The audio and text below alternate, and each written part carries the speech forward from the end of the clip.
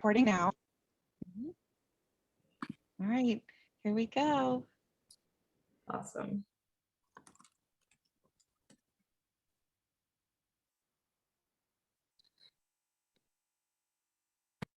All right, amazing. Hi, everyone. We just need to get our advisors involved. We'll have everyone get joined in. I'm in a meeting, Bodhi. Don't come up. It's all right. Oh, I hear a little one. All right. Hi, everyone. Welcome. People will still be kind of filtering in over the next couple minutes and seconds. So we'll just give everyone some minutes to do that.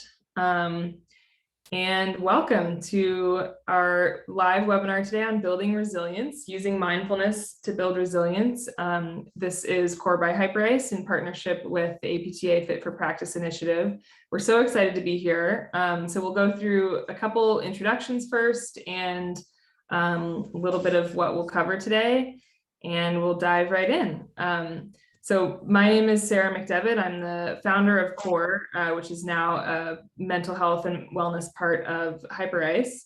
And our division focuses on pushing innovation forward around mental wellness, meditation, mindfulness, and mind-body wellness holistically. And today I have with me Shundo and Devon, who are two of Core's senior instructors.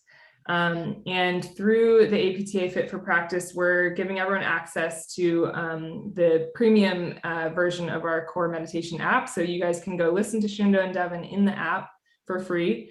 And so check out the APTA Fit for Practice site for that.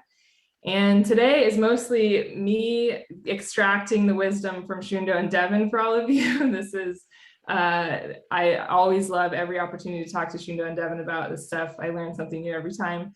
And so I'm excited to dive right in. And also during this, feel free to go into the chat, leave any questions. I'll be taking a look during that and hopefully get to some of those questions as we go.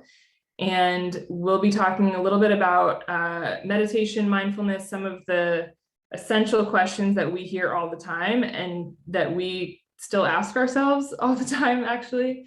And then we'll be diving into how to use some of these tools specifically for building resilience. And then we'll do an actual practice. So we'll spend a good chunk of minutes actually sitting together in a guided meditation practice with Shundo leading.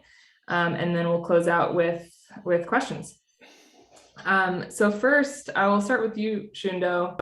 What is meditation actually? And what is the difference between meditation and mindfulness when we kind of use those words all the time? All right, thanks, Sarah, and hello, everybody. So the definition for mindfulness that I like to use has three parts to it. It's choosing to pay attention to the present moment without judgment. So very simple components to that. We're choosing to pay attention. We're paying attention to the present moment and we're doing it without judgment. So very, very simple things, but not very easy to do. So mindfulness is something that you can practice at any time of the day or night. Well, not when you're asleep, but any time when you're awake. You can be mindful of whatever activity it is that you're doing, choosing to pay attention to the activity you're doing without judgment. So you can do that while you're driving the car, while you're brushing your teeth, while you're walking the dog, whatever it is, you can do that. Meditation is a time to take yourself out of activity, be still and quiet, usually sitting down. I'm sitting in a traditional cross-legged position, but that's how I was trained. There's many different ways you can position yourself for meditation, but it's mindfulness with no other activities involved, just focusing on choosing to pay attention to the present moment without judgment. Awesome. And that difference between mindfulness, which is like an application of the practice in daily life, and meditation, which is like an intentional time to practice the practice. Mm-hmm. I operate in analogies a lot. So I was also thinking about just physical therapy and, a lot of times what you guys are trying to do with everyone that you work with every day is like, you've got to train them to practice something enough that then they can naturally use that in their day-to-day life when they're not thinking about it so much. And I kind of find that to be analogous to the difference between like sitting and intentionally meditating and then kind of using my skills out in the world every day. Devon, is there anything you would build on with that? No, Shundo's definition was absolutely perfect and complete. And I love that analogy. I think that's actually perfect, because your practice doesn't end when you open your eyes. You know, that practice of being mindful, being present in the moment, completely present, as Shundo pointed out, it's something that you can do, bring that aspect to every part of your life and notice how it changes your experience of the moment. You know, even mundane tasks, like much like you said with physical therapy, like we're strengthening that muscle of, in this case, of mindfulness, of being present without judgment, and noticing how actually there's way more sort of ease and space and even joy moment to moment than we would notice if we were distracted or you know, just lost in our thoughts instead of being present with our meal or the person that is talking to us or whatever it is else that we're doing. The quality of presence is a gift in and of itself. Yeah. Yeah, and that is definitely something that when we think about building resilience, the practice of meditation, mindfulness, there are so many elements of resilience that we could go into, but I think we had a couple that are kind of concrete and related to that, like reframing our mindset about what's actually happening and kind of taking back some of the control that we can feel even when things are really tough and feeling out of control.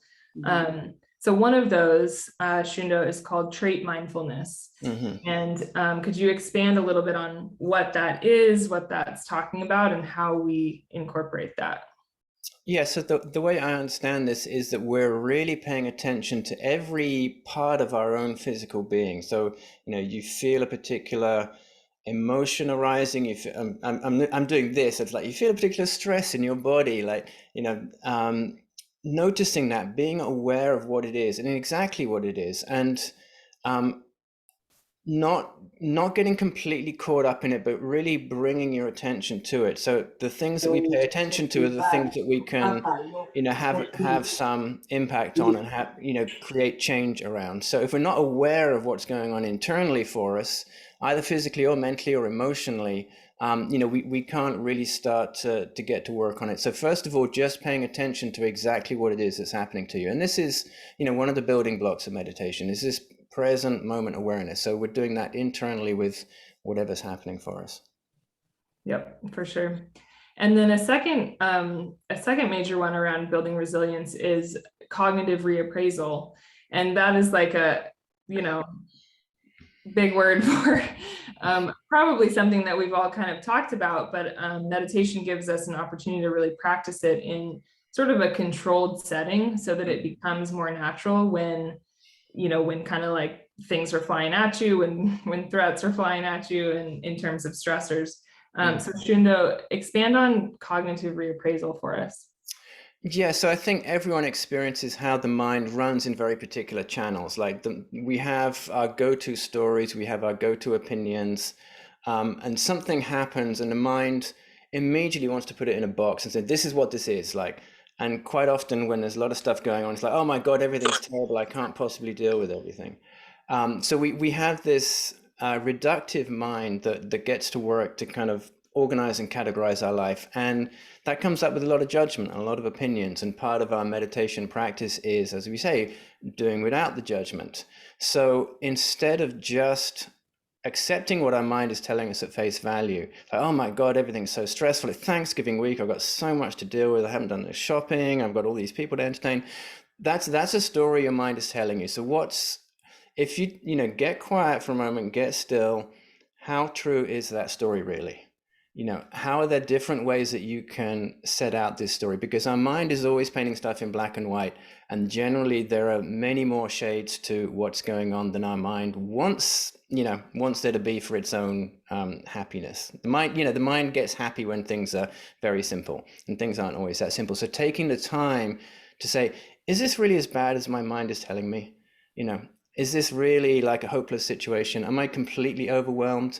What can I draw on? So that constant curiosity about what our experience actually is. Yeah, and I think that one of the things that you wrote about in the article that we'll send out alongside this is That resilience can be cultivated, right? Mhm. Like the more we practice, research shows that we can actually, this is a muscle we can build. And that a lot of those mental practices that we snap to very quickly serve a great purpose. Like our minds are built to do that. It serves a survival purpose oftentimes. And so in the practice of meditation, or perhaps a mindfulness meditation, it's helpful to understand, to be curious about those in a non-judgmental way, because we need those. Mhm. And then we also can, have this practice of kind of reframing it so that they don't drag us down. Devon, I think that's something that you address a lot in your guided meditations. Can you talk a little bit about that, just kind of like being friendly to the defense mechanisms or the survival modes that we maybe have, and then how we can work with those a little bit? Yeah, 100%. So beautiful point that Shundo made is you can't change what you're not aware of. So awareness must come before action. And when we become aware of our experience in our bodies, in our minds, or our emotions, then we're starting to tune into ourselves as the observer of the experience.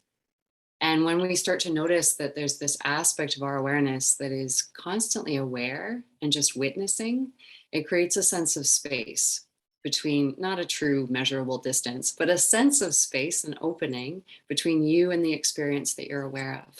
Just by stepping back, by zooming out and allowing yourself to scan the experience in the body and the mind or the emotions, you're creating a sense of space. And in that sense of space is relief. It kind of breaks the intensity of that experience. You're withdrawing a little bit, you're detaching a little bit in order to observe. But also you're starting to notice, hey, I have some choice here, and choice is power, and choice is freedom. And so, whatever story the mind is telling in that moment, is this something I want to align with? Is this something that is, creating a sense of ease and openness and natural positivity in me? Or is it something that's making my life feel harder or heavier or more negative?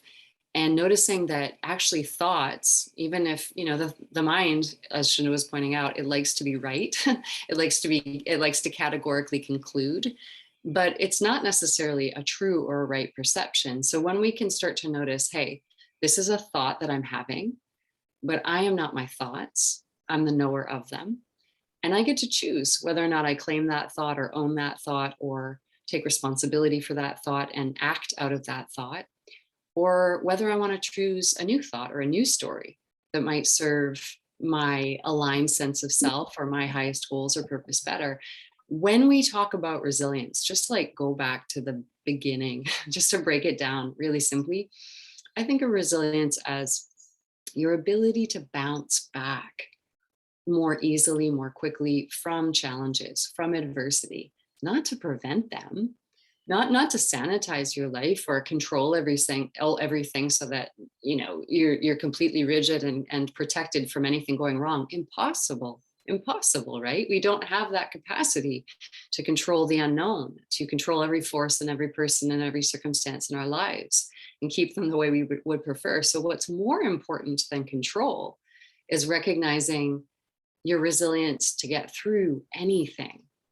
And from my perspective as a long-term meditator, my practice has really helped me find that resilience, because if I'm okay sitting through any experience, any thought that I have, whether it's positive or negative, any emotion that I have, whether it's pleasant or unpleasant, any physical sensation I have, whether it's ecstasy or it's painful, if I can sit in some neutrality and acceptance of that situation, I'm not adding to the suffering of that moment. I'm relieving the suffering and the intensity of that moment just by being with it compassionately, by being with it through a lens of awareness. And to me, the energy of awareness is acceptance.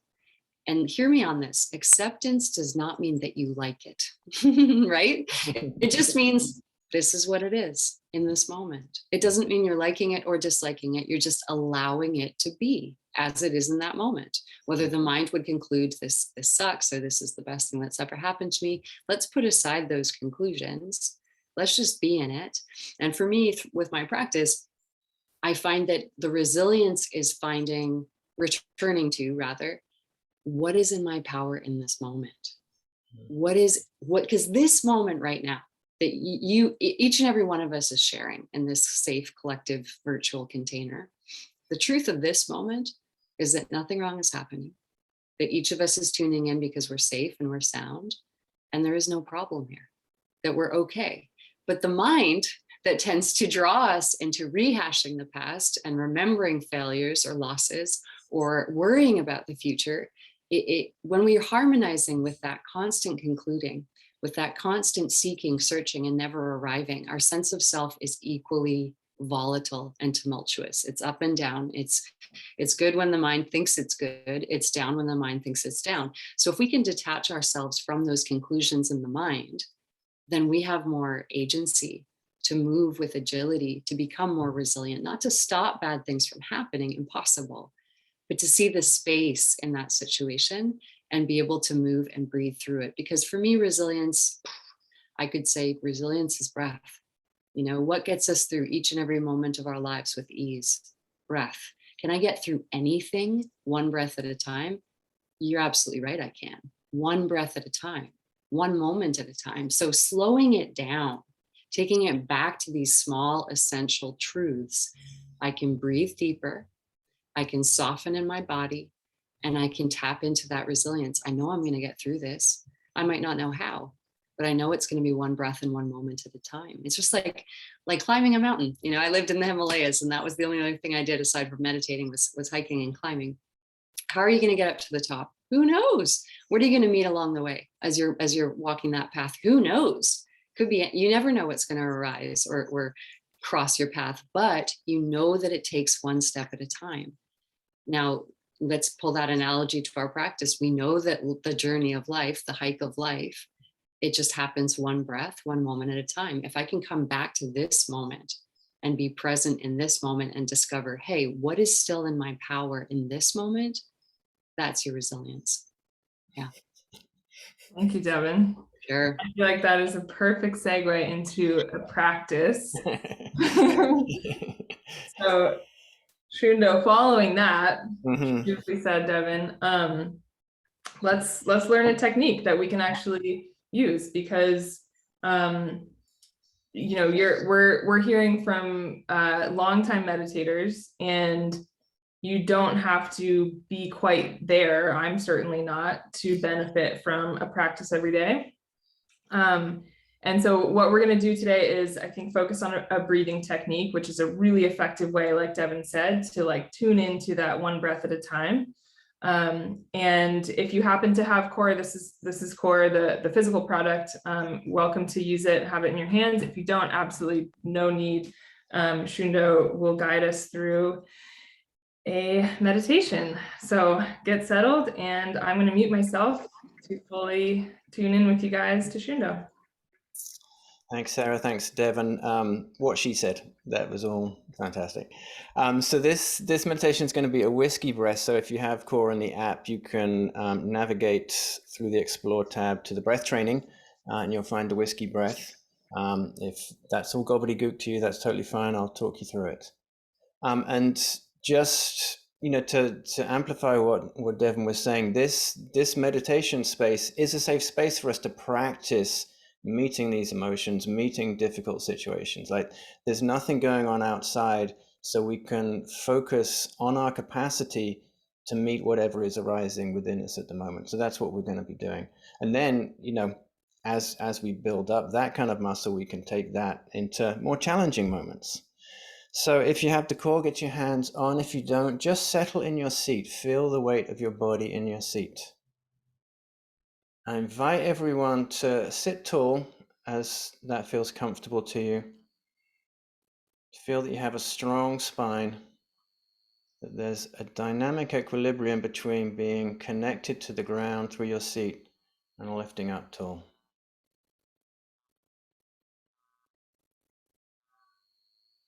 And part of the reason for this tallness, this strong spine, is it allows the front of the body to be a little looser, a little more open, and then we have room to breathe in and out more freely.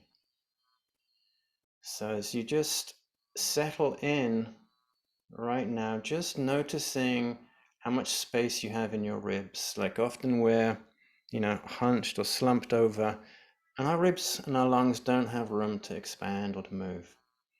So a strong spine, a balanced posture allows the ribs to expand as you breathe in. Allows the diaphragm to move freely up and down.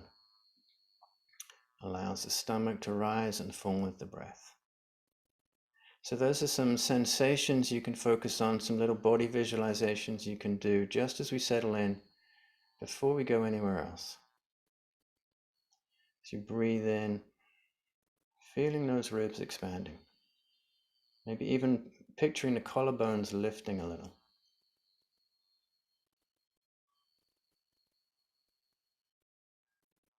If you can visualize your diaphragm just moving gently up and down.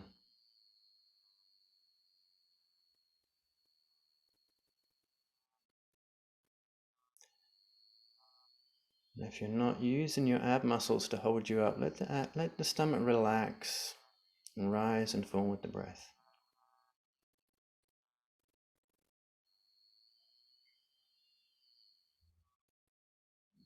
So the particular kind of breath that we're going to do is, we call it the whiskey breath, of course. So it's an inhale for 4 through the nose.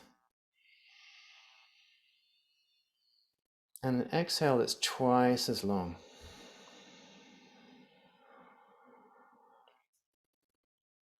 So inhaling for 4.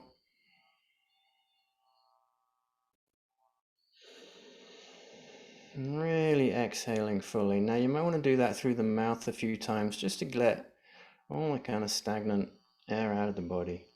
I think often we don't inhale and exhale fully, and this is a chance to really let everything out.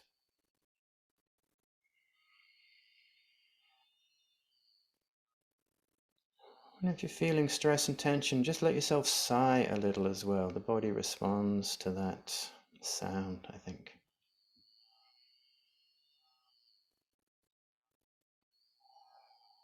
And establishing that breath pattern. Steady inhale.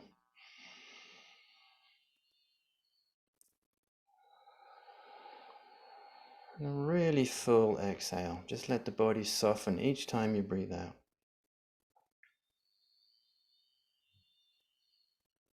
So if anything feels a little strange when you do this, just drop out and go back to a normal breath. But otherwise, see if you can keep that pattern going. And notice how it feels. How does it feel to completely fill your lungs in that count of 4?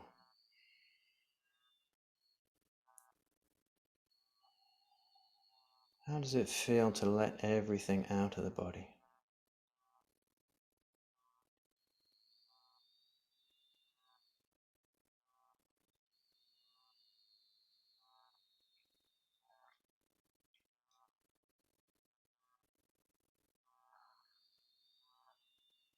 And as you do this, you might notice maybe there's a part of you that's a little blocked or a little tight.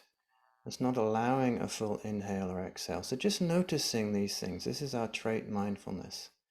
What is going on right now in your body? Again, without judgment, no sense of this is good, this is bad. Oh, I'm not in the right kind of place to be meditating right now. This is where we are. We're all here in this present moment, meeting it with our bodies.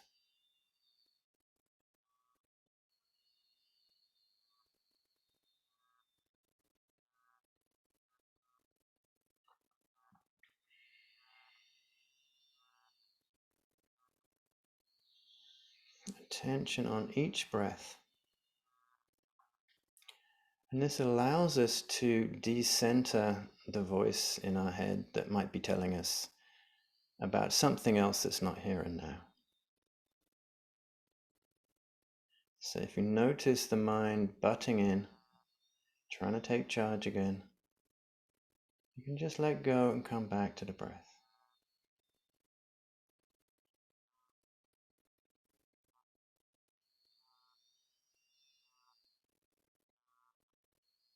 Give yourself a chance to get quiet so you can hear what it is that's really arising inside you. All these quiet parts of us that don't get to express themselves when we're rushing around through the day.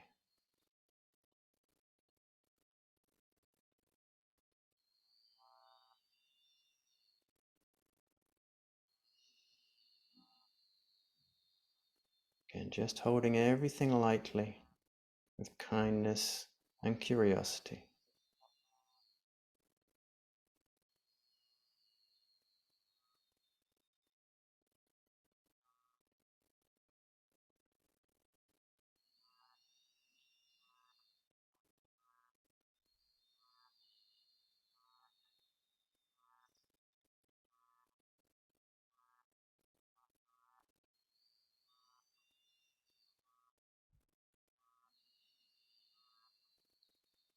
And this deep, steady breathing that we're practicing is giving the nervous system a chance to slow down, switching into rest and repose response. Now your body and your mind might not be listening to that message, but we're still promoting that opportunity.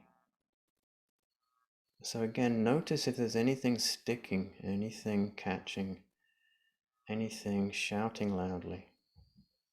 It's preventing this relaxation.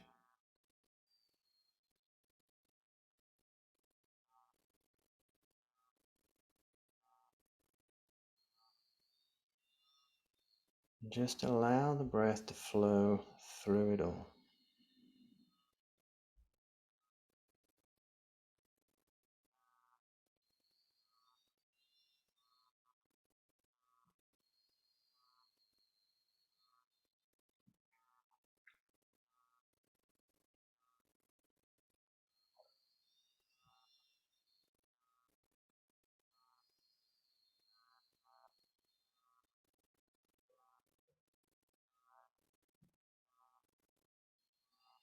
And if you find a story arising in your mind, you can ask yourself, is this really true? Is this story a real reflection of how it is? What is my mind up to right now?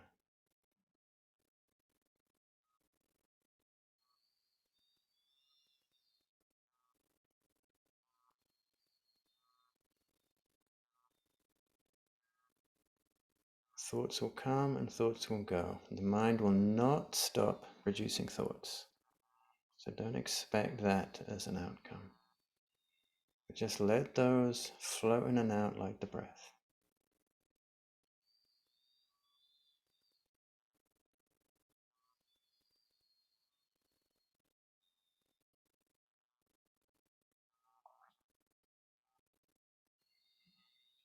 In this moment, the breath is enough.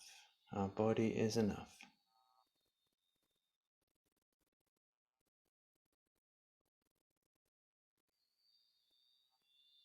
Whatever aches and pains and stresses and anxieties you're carrying, it's okay.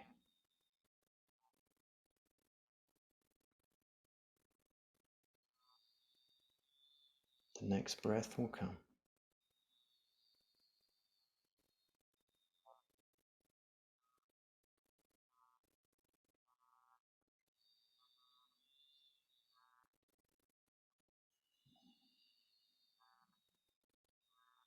So one more inhale. Long exhale again, sigh it out if you need to.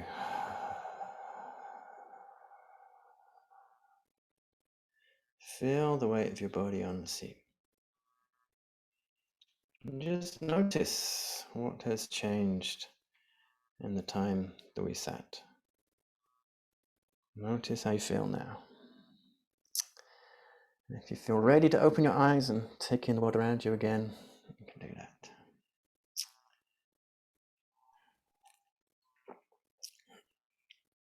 Thank you, Shundo. Thank you. I hope that was helpful. Excellent, as always.